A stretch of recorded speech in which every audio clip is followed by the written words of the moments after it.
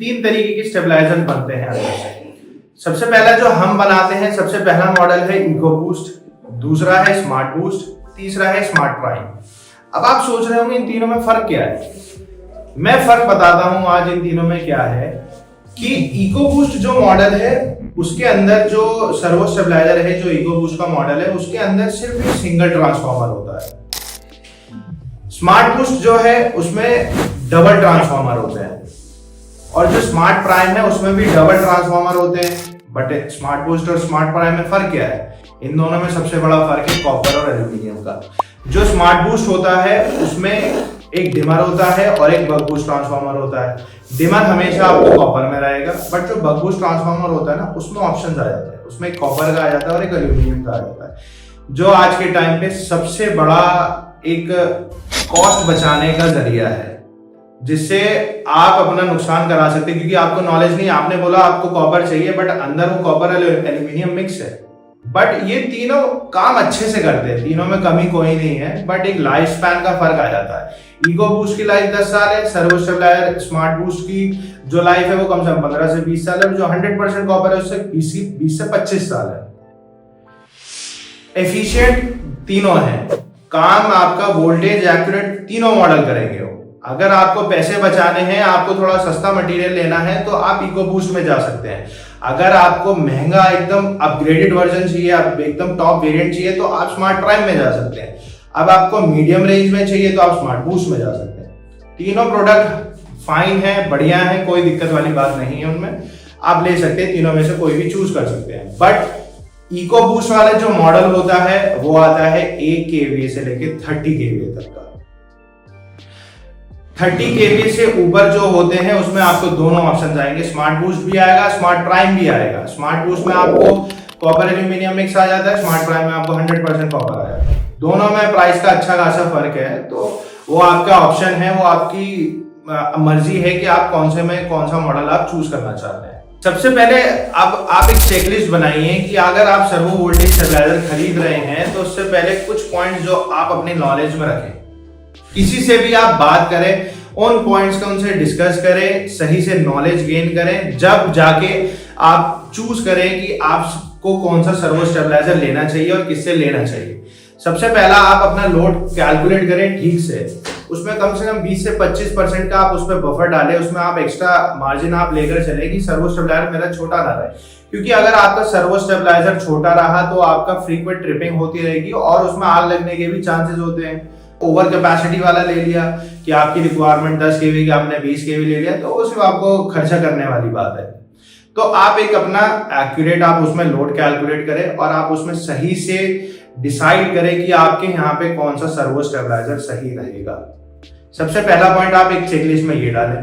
दूसरा आप ये डालें कि वोल्टेज, आपका वोल्टेज फ्लक्चुएशन कितनी चल रही है, कितना आपको वोल्टेज वर्किंग रेंज आपको चाहिए अपने सर्वो वोल्टेज स्टेबलाइजर में, कितनी वर्किंग रेंज आपको काम करना है। अपना मिनिमम वोल्टेज चेक करें और मैक्सिमम वोल्टेज चेक करें, जिससे आपको इंश्योर हो आप कि हाँ मैंने सही सर्वो वोल्टेज स्टेबलाइजर लिया अपनी वोल्टेज फ्लक्चुएशन के हिसाब से।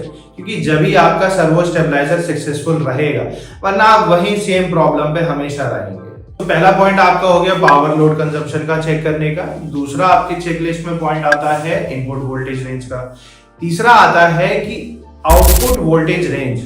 हर मशीन का हिसाब वोल्टेज रेंज का अलग होता है। स्टैंडर्ड वोल्टेज रेंज तो वैसे 220 to 230 होता है, बट कहीं कहीं किसी मशीन को 240 का आउटपुट चाहिए होता है, 200 का चाहिए होता है। तो उस हिसाब से आप ये भी चेक करिएगा कि हाँ मेरी मशीनरी कितना आउटपुट का टॉलरेंस है उसका, कि कितना उसको आउटपुट चाहिए, और क्या वो सर्वो स्टेबलाइजर मेरे को उतना आउटपुट देगा या नहीं देगा।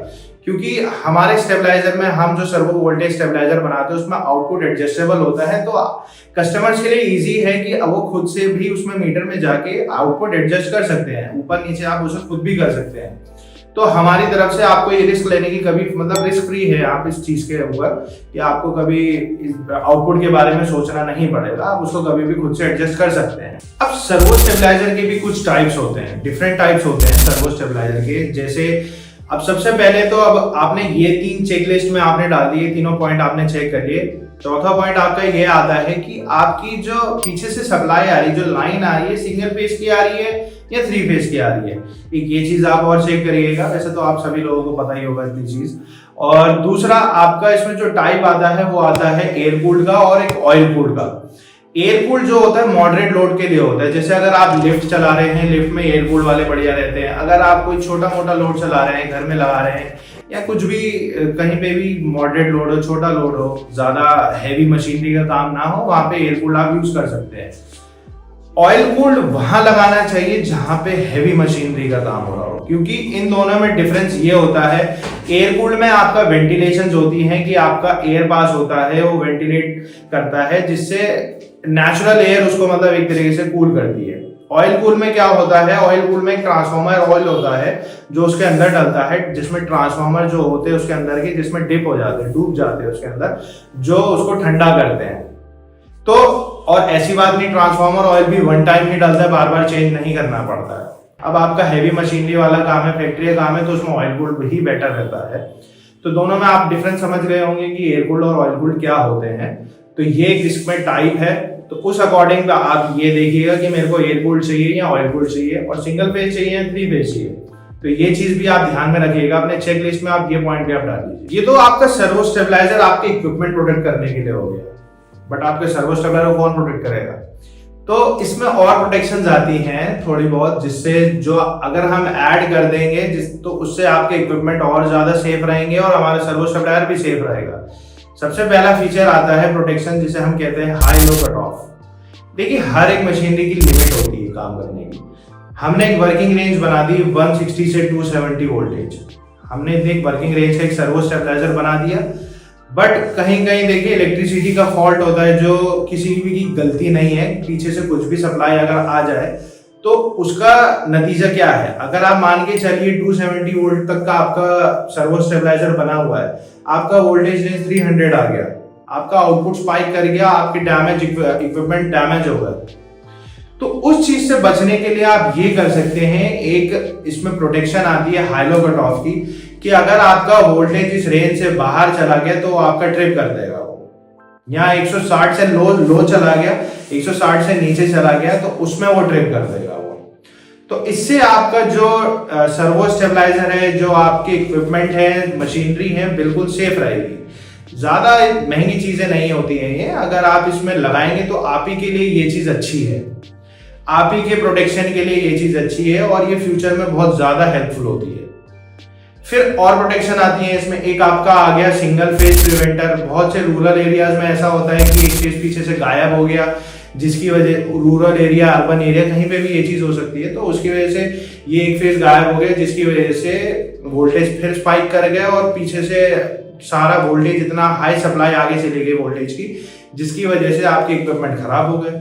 उस कंडीशन में भी आपका एक प्रोटेक्शन आती है जो सेव कर सकती है। दूसरा आता है ओवरलोड प्रोटेक्शन। अब आपने ले तो लिया सर्वो स्टेबलाइजर, आपने मान के चलिए आपने एक्यूरेट हिसाब से लिया, बट आप बेध्यानी से आपका लोड बढ़ गया। अब आपका लोड बढ़ गया और कल को उसमें आपने सर्वो स्टेबलाइजर पे लोड ज्यादा डाल दिया, तो आपका सर्वो स्टेबलाइजर जलने के चांसेस ज्यादा होंगे। तो उस कंडीशन में एक ओवरलोड प्रोटेक्शन आती है जो उसको ट्रिप कर देगी। तो एक ये प्रोटेक्शन आपके लिए और अच्छी है।